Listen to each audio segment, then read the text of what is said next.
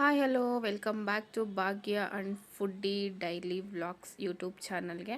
ಇವತ್ತಿನ special video ಏನಪ್ಪ ಅಂತಂದರೆ ಚೀಸ್ ಪಾಸ್ತಾನ ಮಾಡ್ತಾಯಿದ್ದೀನಿ. ಸೊ ಇದು ರೆಡಿಮೇಡ್ ಪಾಸ್ತಾ ಆಗಿರುತ್ತೆ.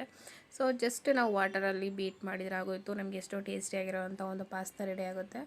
ನಾನಿಲ್ಲಿ ಒಂದು ಕಡಾಯಿಗೆ 1 ಕಪ್ ಆಗೋಷ್ಟು ವಾಟರ್ನ ಹಾಕಿ, ಸೊ ವಾಟರ್ ಒಂದು ಸ್ವಲ್ಪ ಕುಕ್ ಆಗಿದ ತಕ್ಷಣ ಬೆಣ್ಣೆ ಅಥವಾ ತುಪ್ಪ ಎರಡರಲ್ಲಿ ಒಂದನ್ನು ನೀವು ಯೂಸ್ ಮಾಡ್ಕೋಬೋದು.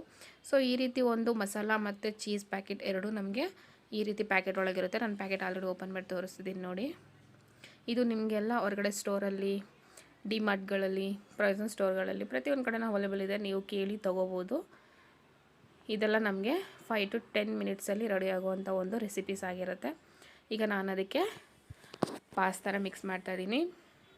ಜಸ್ಟ್ ಒಂದು 5 to 10 ಮಿನಿಟ್ಸಲ್ಲಿ ಪ್ರಿಪೇರ್ ಆಗುವಂಥ ಒಂದು ಫುಡ್ಡು. ತುಂಬ ಅಂದರೆ ತುಂಬ ಟೇಸ್ಟಿಯಾಗಿರುತ್ತೆ. ಒಂದು ಸಲ ಟ್ರೈ ಮಾಡಿ ನೋಡಿ. ಮಕ್ಕಳು ಕೂಡ ತುಂಬ ಖುಷಿಯಿಂದ ಇಷ್ಟಪಟ್ಟು ತಿಂತಾರೆ.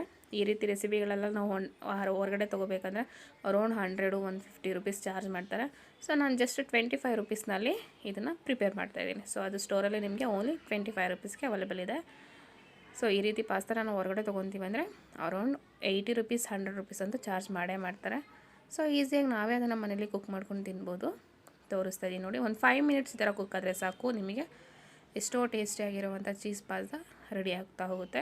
ಸೊ ನೆಕ್ಸ್ಟ್ ನಾನಿಲ್ಲಿ ಅವರು ಕೊಟ್ಟಿರೋಂಥ ಒಂದು ಮಸಾಲ ವಿತ್ ಚೀಸ್ ಅದರಲ್ಲೇ ಮಿಕ್ಸ್ ಆಗಿರುತ್ತೆ. ಸೊ ನಾನು ಅದನ್ನು ಇವಾಗ ಮಿಕ್ಸ್ ಮಾಡ್ತಾಯಿದ್ದೀನಿ. ಜಸ್ಟ್ ಒಂದು 10 ಮಿನಿಟ್ಸ್ ಟೈಮ್ ಇದ್ದರೆ ಸಾಕು, ಪ್ರಿಪೇರ್ ಆಗಿ ರೆಡಿ ಆಗುವಂಥ ಒಂದು ಸೂಪರ್ ಟೇಸ್ಟಿ ಚೀಸ್ ಪಾಸ್ತಾ ಆಗಿರುತ್ತೆ. ಇದೆಲ್ಲ ಡೈಲಿ ತಿನ್ನಬೇಕು ಅಂತ ಏನಲ್ಲ, ಯಾವಾಗಲಾದರೂ ಒಂದು ಸಲ ತಿಂದರೆ ಏನೂ ಅನಿಸೋದಿಲ್ಲ. ಸೊ ಡೈಲಿ ನಾನು ಯಾವತ್ತೂ ರೆಫರ್ ಮಾಡೋದಿಲ್ಲ ಈ ಥರ ಒಂದು ಫುಡ್ನ. ಸೊ ಅಪರೂಪಕ್ಕೆಲ್ಲ ಓಕೆ, ಒಂದು ಟೈಮ್ ಆದರೆ ಏನೂ ಅನಿಸೋದಿಲ್ಲ.